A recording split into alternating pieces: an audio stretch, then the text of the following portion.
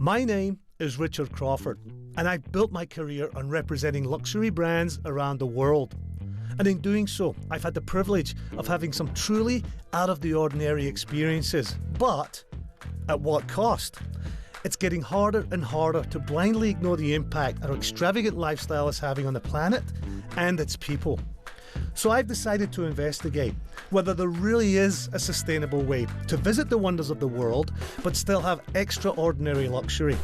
Can I have globe-trotting adventures without leaving a significant footprint? Well, let's find out.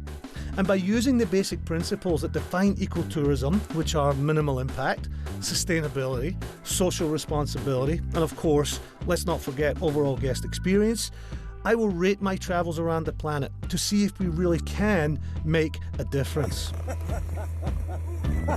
This trip takes me to South America and to the Sacred Valley of Peru.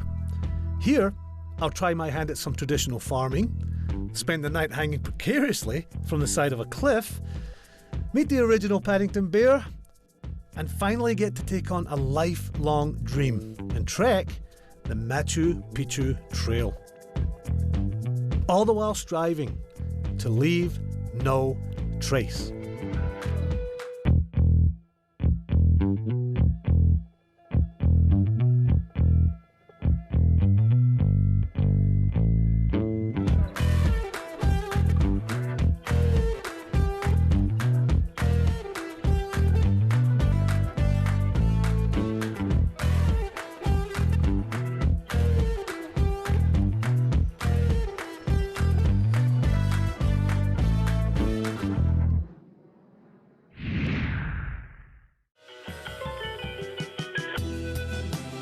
Peru offers some of the most naturally beautiful and biodiverse landscapes in the world. However, in the last decade, the country has witnessed a major increase in tourism, which has had a significant impact on both the environment and its people.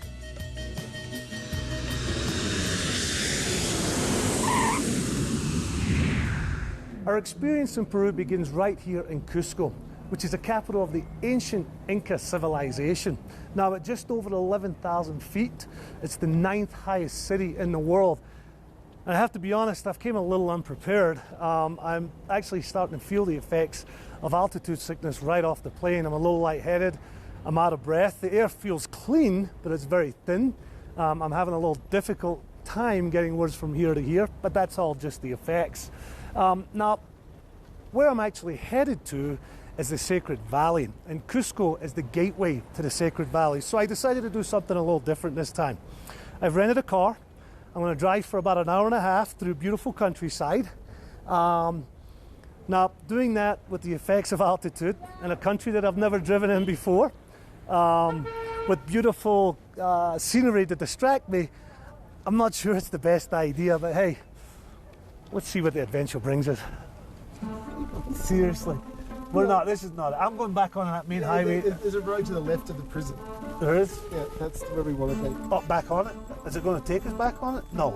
And it was all going well until, against my better judgment, I took directions from my cameraman.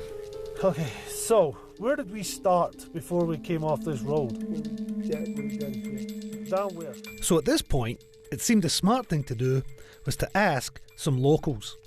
So follow this road down here, and then a left. Gracias. Wait a minute, this was supposed to be a 6-lane highway. Well, maybe it was my rudimentary Spanish, but he made it all sound so simple. This just doesn't look right. And my biggest mistake was finally resorting to Google Maps. The map tells me I'll be there in 27 minutes. If I go at 60 miles an hour. But I am officially lost. But it is beautiful. There's not a better place to be lost. You want to get close to the edge, Ben? I'm not sure that the little Toyota Camry was built for this off-roading. And the further we went, well, the worse that it got. We love you guys. Yeah. Oh God, that's the undercarriage. And what was a according to Google Maps, only supposed to be a 90-minute drive, became an 8-hour adventure. And then we show up to this little oasis. Welcome to the Sacred Valley.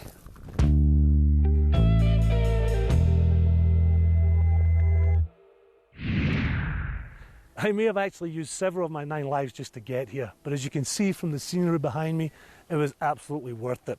Welcome to the Sacred Valley of the Incas. Now let me give you a little bit of a history lesson. The Incas lived here from the 13th to the 16th century and chose to live here for several reasons. First of all, it was close to their capital, Cusco. Also, the climate here, because it's 3,000 feet lower than Cusco is, which sits about just over 11,000 feet, it was a little warmer and definitely a little more comfortable. They also had the river running right through the valley there, which gave them a water source for drinking and for their crops. Now, the Incas used to break their lands up into 3. 1/3 for the emperor, 1/3 for the religious establishments, and 1/3 for the working class.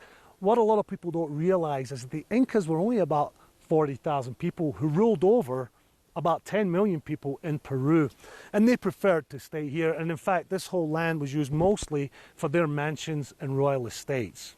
Now, about 1.2 million visitors come here every year, which is fantastic for the economy and the community. However, it presents very large challenges when it comes to the environment and sustainability.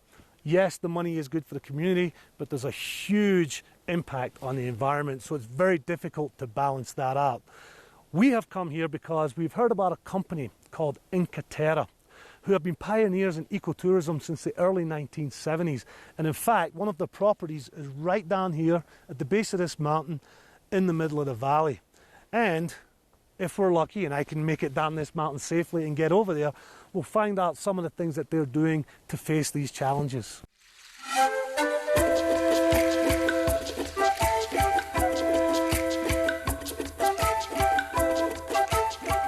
Welcome to the Inca Terra Hacienda Urubamba, one of several properties located in eco-sensitive regions throughout Peru.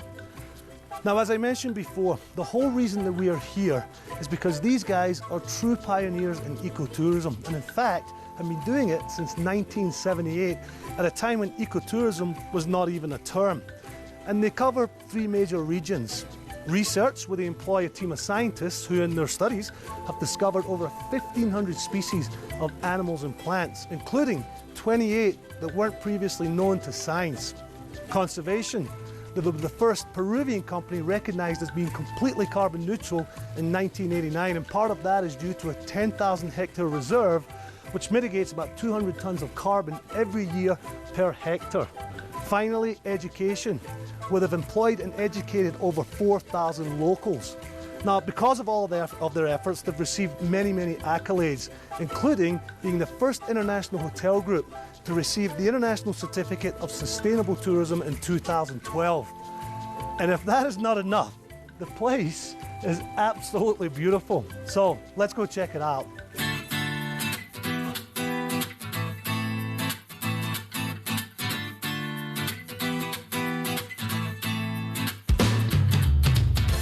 The accommodations here on the property consist of 12 rooms in the main building and 25 individual VIP casitas which sit right on the back of the property, and ultimately that's like having your own house. But as you can see from these rooms, just because you're being environmentally sensitive doesn't mean that you have to give up on style. And in fact, this property is a member of the National Geographic Great Lodges of the World. It's also a member of Reliance Chateau organization, who covers some of the best hotels anywhere.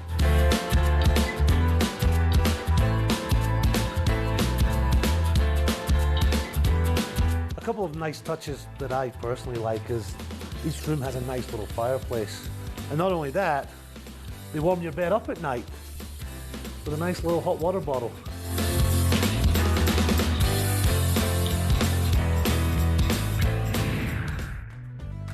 Coming up next, I'll plough fields using an ancient method. I'll find out where the Incans get their salt from, and I'll discover why Peruvians love their beer so much.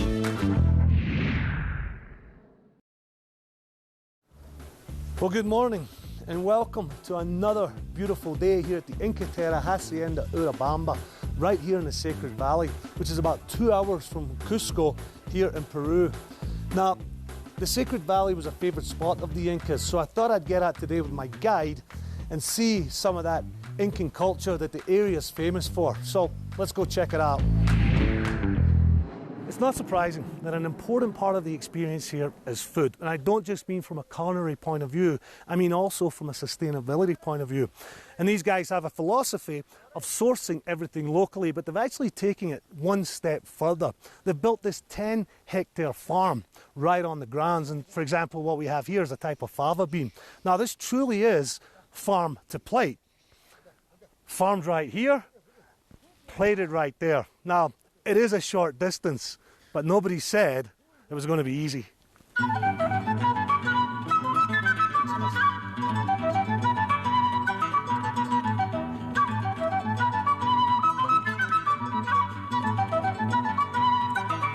Well, unfortunately, the fields don't plough themselves, and this is about as far as it gets from modern farming. In fact, this was a traditional method used hundreds and hundreds of years ago here in the valley. And I have my trusty work guy here with me, who, by the way, is wearing flip-flops, which I think is absolutely incredible.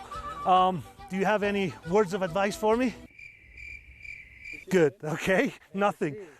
How hard can it be? Okay, here we go. I really want to get a sense of how difficult this is. Okay, let's go, up, up, up, let's go. I don't want to hit it hard. There we go. Okay. Oh, yeah. This is not easy. I'm already worn out. You know, there are easier ways to do this. A tractor, perhaps. But here, it's about sustaining traditional methods and keeping the carbon footprint to a minimum. The local farmers sure made it look easy, but the equipment is heavy, and the animals, well, they have a mind of their own. Oh, there you go. Outside of the difficulty, it smells like crap. You know, I'm glad dinner tonight isn't relying on me, because I just keep ploughing the same thing over and over. The fruits of my labour. I've never actually had to work so hard for a plate of French fries. Big thank you to you. Nothing. There you go, that's what I thought. To the Incas, maize was a very important crop, and not just for eating. They also used to make chicha from it. And chicha is an Incan beer, which they drink vast quantities of at celebrations and festivals. And as a Scotsman, I can testify that the backbone of any great society is a good stiff drink. And I tell you what, after ploughing that field today, I need a good stiff drink. So I've come here to the House of Chicha, where they're actually going to teach me how to make that beer using all the traditional methods. Let's go check it out. So how do we get from grain to glass? Well, according to my guide, it's pretty easy. So it starts off with the maize. It's soaked in water for a few days, it's dried out, and it germinates. And we're left with this. Then we grind it on a traditional grinding stone. And in keeping with our efforts to sustain minimal impact on the environment, you will notice that there's no electrical machinery in here. Don't imagine I'm getting much beer out of this, so we then put the maize into the pot to boil. It's quite phallic, I have to say. Well, maybe not. Okay. It's filtered through the woven basket. It's then left to ferment overnight.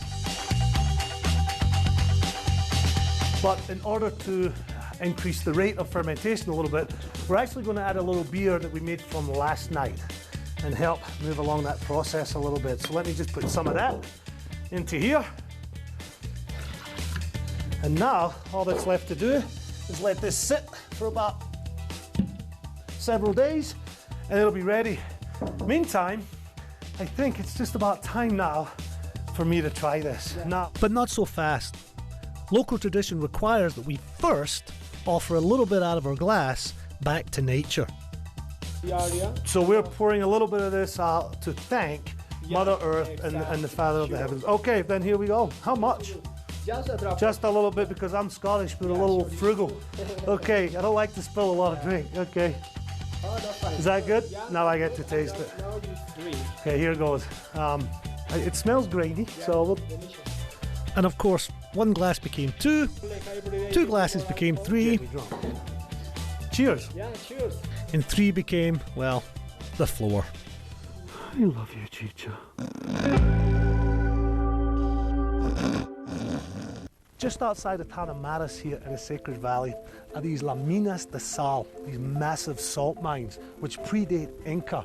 However, the Incas themselves created this very sophisticated system of pools and terraces to harvest the salt. Now today it's a huge tourist attraction, but it is still being used as a salt mine, which is pretty fascinating. And what really got me was as we came around the corner there and this massive salt mine revealed itself right in the middle of this valley, I was so awestruck.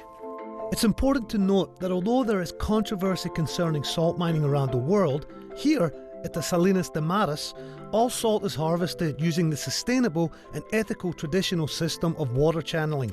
The whole process starts here at what seems like a rather unassuming little stream. It actually flows at about 8 litres per second, and you can see where it's coming right out of the mountain there, where it's already gained all of its salinity. And you can see also just on the bank above the little stream there, some salt deposits. So this is at the very top where the stream first enters the salt ponds. So I figured I'd come up here and give it a little taste. Oh, yeah, it's pretty salty. You can take my word for it. A really interesting aspect of these salt flats for me is that they're owned by local families. And they've been owned for generations, all the way back to the Incas. Now what's important also is that all these families work in harmony to control the water flow so that they can maximize their yield of the salt out of the pools. Also, if you are a new member of the community, your salt flat is all the way there at the end. However, if you're one of the originals, then you have prime location right up front. Now it's estimated that each pool produces about 150 kilograms a month. Now given the fact that there's about 3,000 pools here, that equates to about 4.5 million kilograms a year that is then distributed throughout the whole world. So the way that this works is the water is gravity fed into these top pools and continues to be gravity fed throughout all the different terraces below. And the Incas built these centuries ago. And what's fascinating to me is that they're still building them today. Now the water comes in here and it sits for a few days, and with the sun the water evaporates and leaves behind this crystalline salt. And on the top layer, which takes about a week, you get this white fine salt. However, the next layer down, which takes about a month, you get a good pink rock salt. So these salt flats are incredibly important to the economy of the community, and as well as having the regular flavor salts and bath salts, they have salted chocolate, and you can even get some salt carvings, and it's probably going to be much cheaper for me to buy here than it is back home. So, excuse me. The more I find out about the Incas, the more apparent it is to me how clever they were between their massive salt mines and their sophisticated systems of irrigation. However, probably what was the most ingenious thing, at least for me, was here in Moray at this archaeological ruin site. And basically what this was, we think, was a government-run agricultural laboratory. And what they've done is they've created from top to bottom 18 different layers, and each one is its own little microclimate. And in fact, the difference in temperature from the top to the bottom is 15 degrees centigrade, which is pretty significant. And what they would do was they'd grow different crops at different levels to find out how these crops grew in those microclimates, and then distribute that throughout their whole empire. I mentioned at the top that there would be a change in temperature, and I definitely felt that coming down here. It's much cooler down here, and it's a little windier. Now what these guys managed to do was utilize the angle of the sun and the lay of the land, and also bring in soils from different parts of their empire. For example, they brought in sand from the coast, black soil from the Amazon, and they would grow their crops in these different soils to see what the outcome was. And to be honest, that's biodiversity in the Middle Ages. Unfortunately, there were some floods several years ago, and we had a collapsing of some of the terraces out there. And unless the appropriate measures are taking place, this might not be here for future generations. Well, my time here at the Inca Terra Urubamba is coming to a close. But tomorrow, I'm heading out into the Sacred Valley to explore a little more of what it has to offer. And let me tell you, I'm also looking forward to tomorrow night's accommodation. But until then, I'm going to gaze upon the stars, the same stars that the ancient Incas looked at, and I'm going to enjoy my homemade chicha. Salud.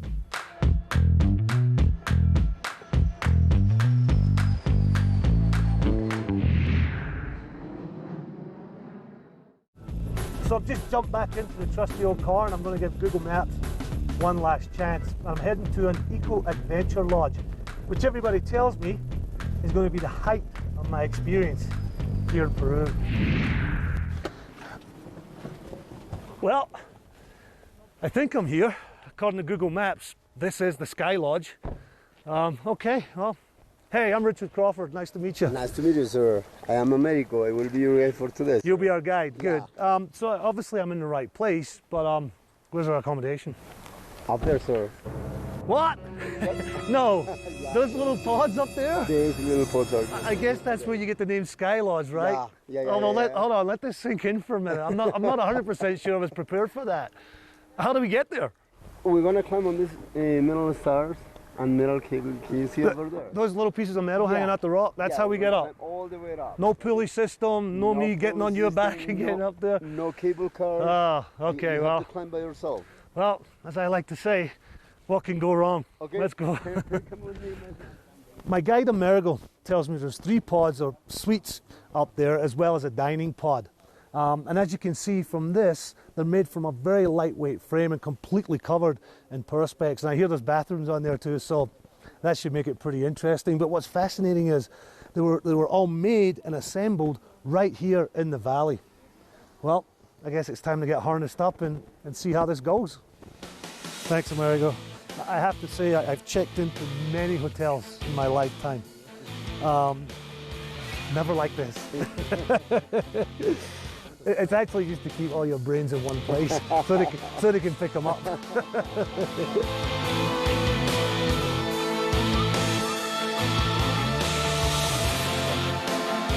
Actually, I'm not nervous at all. I don't have an issue with heights, but at the same time, I'm right down here in the bottom. I'm not nervous. I'm actually really excited and looking forward to it.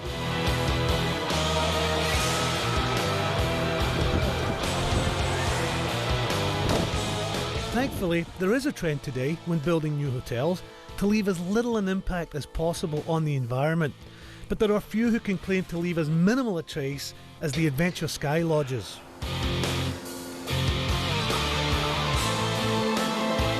So as we climb this mountain, we're attached to this iron cable and using some iron rods that are basically attached to the mountain. And it's known as Via Ferrati, which is Italian for iron way. And it was used initially by the Italian Special Forces in the First World War. Now, it is making it a little bit easier and gives me a little bit of more of a confidence boost to know that I'm attached in some way, but it's still quite the trek.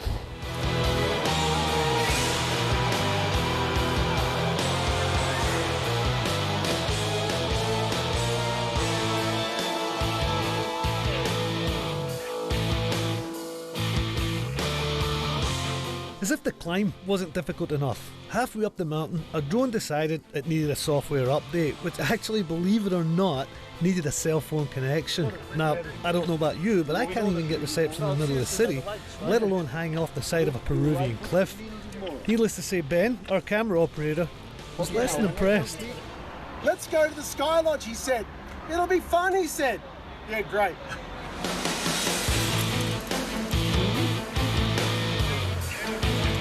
Things were getting a little tough, and just when I thought I was about to give up, thankfully the Sky Lodges came into sight. Finally, we'd arrived. Well, after 900 steps and what is half a kilometre up, I finally made it to what is probably one of the most unique hotels I've ever seen, and I have to say, it was a lot more strenuous than I even anticipated. And it's really not for the faint of heart. And if you're scared of heights, this is not the hotel for you. Let's go check in. Reservation for Crawford. Si, senor.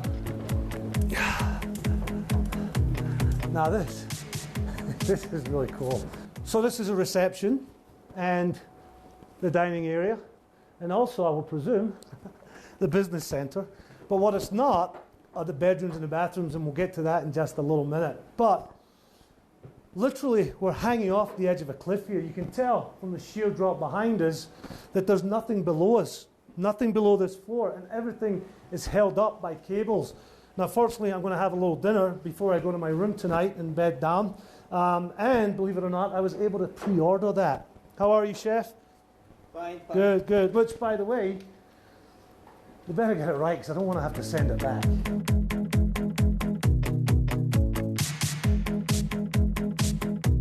So I'm really surprised that the food looks fantastic. I had a huge selection to choose from and I had to pre-order it.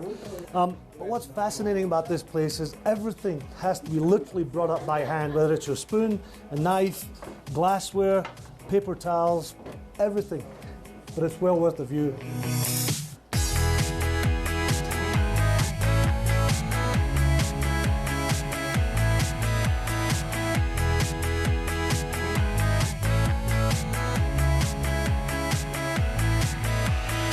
Well, I've checked in and I asked for a room on a high floor. And let's be honest, it doesn't get any higher than this. Amerigo, thanks for getting here alive and well. You are welcome. This is one of 3 pods. Are there any plans at all to have more? No, Not at all. No, not yet, because we think just 3 gonna be special, you know. More just gonna be commercial. Too commercial if you do too many. The owners have made that decision. Yeah. The owner was thinking about things. Yeah, so that. 3 enough. So keeping it at 3 really keeps it boutique. Okay. Well, I have to say, every time I check into a hotel and I put my key in the door, I always have a little anticipation and curiosity as to what the room's going to look like. And I feel the same way right now. So here we go. Entering my room in a pod on the side of a sheer cliff. Oh. Wow. Okay. So it really was quite the trek, but here I am finally in the famous pod hotel of Peru, and nice, we have a little coffee maker here. This is for room service, so if I need anything, I guess I just call them in the bottom and they bring it right up. I don't know how. As expected, it is very small, but it actually sleeps 4 people. So behind this flat lies the answer to a major question that I have, and I'm sure a lot of you have out there. How do we actually go to the bathroom in this thing? Now, I'm expecting to go in there and see a nice rain shower, jacuzzi tub, maybe even a little bidet. Let's go check it out. Well, there's none of that. But I guess, considering the fact that we have a sink and a commode, that's pretty good. The only thing is, there's a little lack of privacy that can be a little off-putting. Hello! So all kidding aside, the waste management practices is actually really, really eco-friendly. It's actually a dry toilet where all the waste is collected in a bag full of lime and it's taken down every day and destroyed.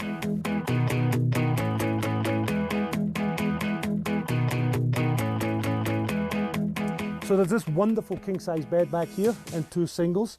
And obviously wires are not running all the way up from the ground, so everything is solar powered, including these lights in here. So privacy is actually not that bad because you have all these curtains if you want to pull them over. But I am actually going to keep them all open because I want to watch the stars tonight and look right down the valley. The only stipulation that they have is if you leave the pod, you have to put all this harness back on. And I really don't want to bother with that, so I'm just going to go to bed and keep it on. My only hope is this, that I don't have one of those dreams where I'm falling.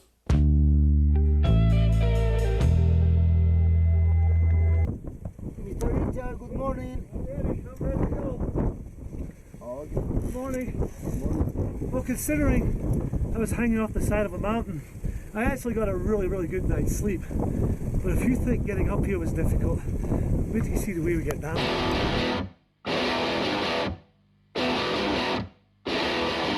So it's a series of 6 zip lines from top to bottom. And these are not just your regular run-of-the-mill fairground zip lines. These are pretty damn fast and are really, really long. Fortunately, I don't have to carry much luggage, but there is enough in there for clean underwear. Here we go. We good? All right. First, Yep. complete. Yep, and we're off.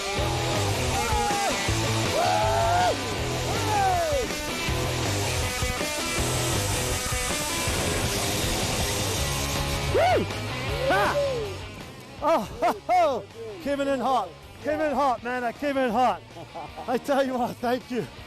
I tell you what, every part of this experience, going up, spending the night, coming down, was absolutely incredible. And it's not every day that you check into a hotel and spend the night and you can die at every turn. Amerigo, thank you so much, man. I appreciate it. Let me give you a big hug. Thank you. Thank you, buddy.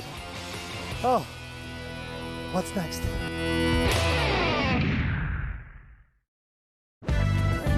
The next part of our journey takes us deep into the cloud forest to the Inca Terra Machu Picchu Pueblo, which will be our home for the next couple of days as we explore Machu Picchu. Now, the only way to get here is by rail from Ollantaytambo in the Sacred Valley, which is a feat of engineering in itself.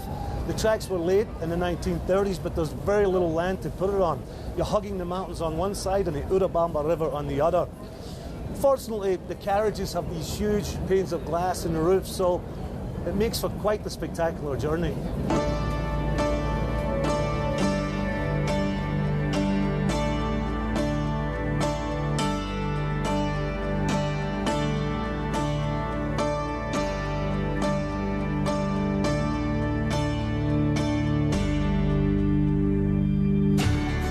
Although railways still have an environmental impact, it is considerably less than those of road and air travel, using as much as 30% less energy per passenger mile than cars and 20% less than planes, which makes this part of my journey all the more guilt-free. Not that I had any choice. Our next stop in the Sacred Valley is another Inca Terra property, this time in Machu Picchu Pueblo, smack bang in the middle of a cloud forest. Quite aptly named, by the way, because there's not a lot around here but forest and clouds. And an interesting fact is only about 1% of the Earth's surface is cloud forest, and it's basically a microclimate that lives between the high Andean mountains and the low Amazon River itself. I feel like I'm in some lost jungle somewhere, and I'm really looking forward to what this place has to offer.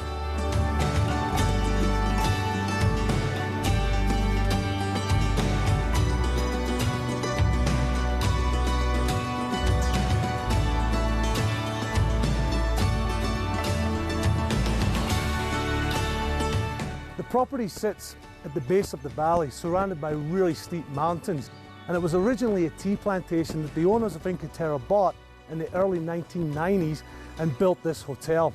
And it truly is being pulled into the canopy of the forest. In fact, so much so, even from above, you can hardly see it. Even the wires themselves and the power lines are all being covered in vines, which makes it feel like the forest is just pulling it back in. Ecotourism is so important to Inca Terra that they even have their own eco-centre here that employs 9 guides. I sat down with one of the guides, Carmen, to ask her why ecotourism was so important to Inca Terra. Inca Terra does responsible tourism for tomorrow, thinking in the next generations.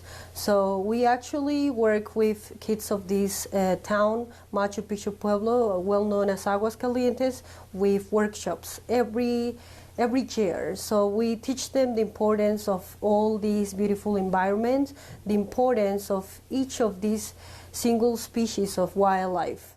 Carmen agreed to take me on an eco tour of the property, starting with one of the most popular activities, which is bird watching. I was also surprised to learn that the property actually has the largest collection of orchids anywhere in the world. But for me, I was most excited because apparently I was about to meet the original Paddington bear.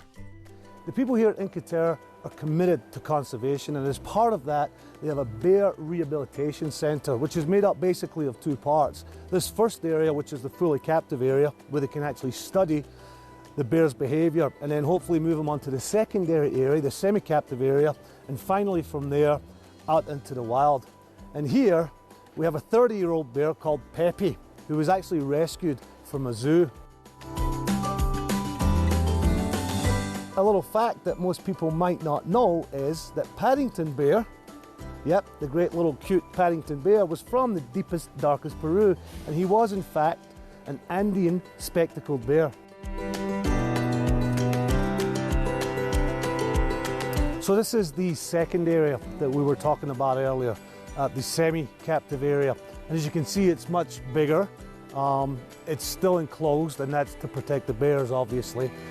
Coco here was found as a cub by a professor who initially kept them, even though it was illegal, but the professor felt that it was safer for the cub to stay with him. However, as the months and years passed, Coco began to get bigger and bigger, and it was too much for the professor, who reached out to Inca Terra, and these guys have taken Coco in and preparing him, hopefully, to get him out into the wild. The Indian Bear Rescue Centre is just one of the many conservation initiatives funded by the Inca Terra Association. This self-funded, not-for-profit organisation has been providing research, conservation and education throughout Peru since 1978. So just like Urubamba, they have their own farm here, but it's significantly different. First of all, in Urubamba it was very flat. Here we're surrounded by lush green mountains, and the produce is a little different. It was mostly grains in Urubamba, and here we have vegetables like this zucchini and fruit like this passion fruit. They also make their own honey in the beehives up there, but this is as close as I'm going to get because, well, I'm no beekeeper. And unfortunately, much to my horror, I was soon to find out that bees weren't the only living species on this farm. So they don't just farm fruit and vegetables here. And I've travelled all around the world and I completely understand different cultures and different kinds of food. But since we've been here, there's a couple of things on the menu that I've seen, one of them being llama, and the other one is guinea pig. And if you look around here, it's just tough to see, but they're actually farming these guys for the table. And this is tough to do, and I'll tell you another little secret. My cameraman, Ben, is actually a vegetarian, and I don't imagine you're having much fun in here, are you, Ben? No. Run, big feet. The hotel is located in a little town called Agua Caliente, which literally translates to hot springs. And even on the property of the hotel, they have little hot springs up here, which I'm going to get into in just a minute.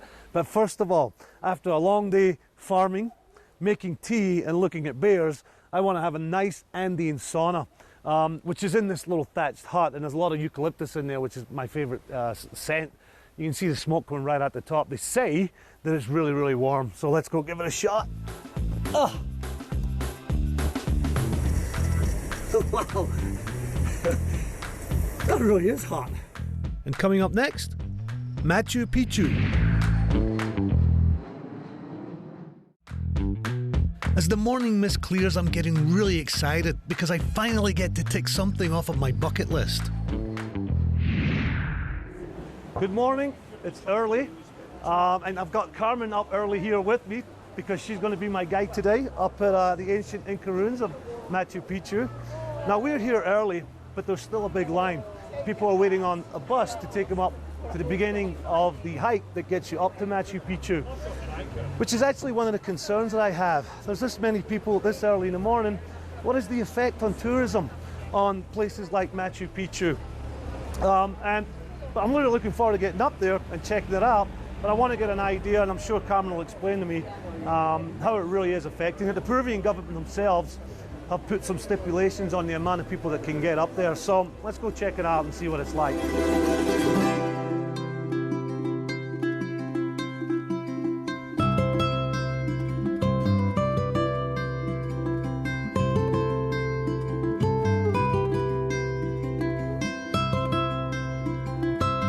So welcome to Machu Picchu. That might be time for another little bit of a history lesson. Machu Picchu itself was built around 1450 during the height of the Inca Empire, but it was only inhabited for about 100 years, and most of them were gone by about 1540, and there's a couple of theories as to why they left. The first theory is that they believed that the conquistadors were going to come up, take over and destroy the place. The second theory is that there was disease and virus that they couldn't fight that was killing the population off, so everybody left for that reason. And a third theory is that some of the local tribes who were not under the Incan Empire at the time were going to come from the mountains and take over also. What we do know is that the conquistadors didn't make it here, which is partly the reason that it's so well preserved, and it's one of the most famous Inca sites in the world.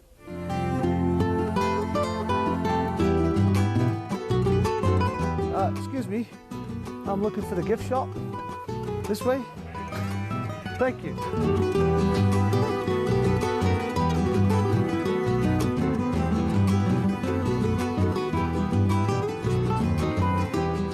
place was abandoned in about 1540 and was basically relatively undisturbed for about 370 years, when an American by the name of Hiram Bingham discovered the place in 1911. He was actually looking for somewhere else, but some local farmers brought him up here and he discovered Machu Picchu. Now there is a little bit of a controversy because Hiram Bingham was part of Yale University and he took a lot of the artifacts from here to Yale, and it was only in 2011 that most of those artifacts actually came back to their original place.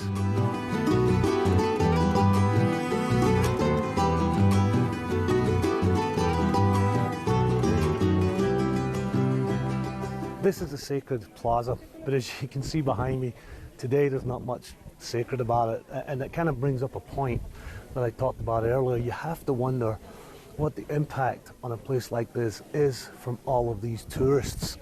Now, when this was originally built, they think there was about 400 permanent inhabitants here, maybe 1,000 when an emperor came to visit.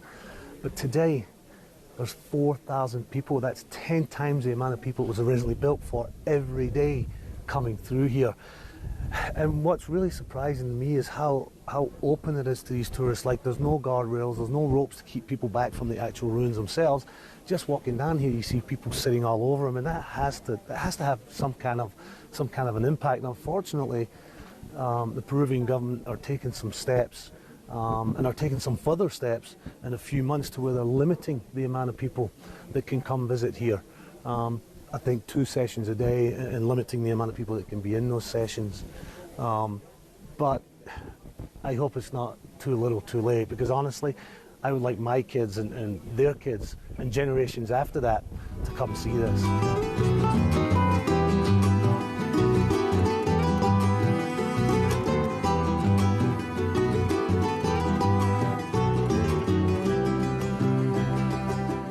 Wow, what an incredible view.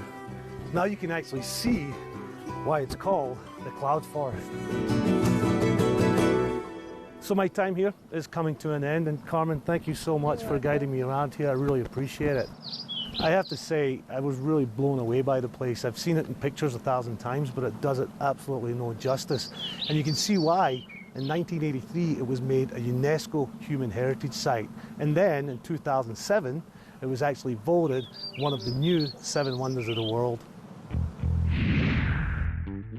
The challenge for Peru is that their economy is in desperate need of the tourist dollars, but the environment is in desperate need of protection from those same tourists.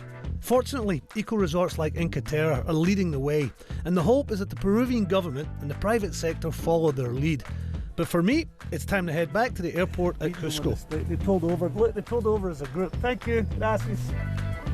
So thank you very much. No problems at all. Everything was perfect. Nice flat roads up there. Well, Peru, what an incredible journey this has been. But where do you really sit on the Leave No Trace Eco Scorecard? Well, taking into account all of our criteria of minimal impact, sustainability, social responsibility, and guest experience, I give this trip an overall grade of B. Now, to get a more in-depth analysis of how I scored this trip, visit the website at leavenotrace.tv.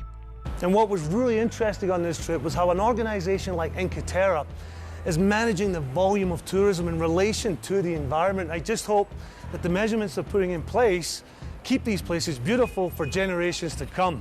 So the next time you travel, do so as an eco-tourist. I'm Richard Crawford, and when you travel next time, leave no trace.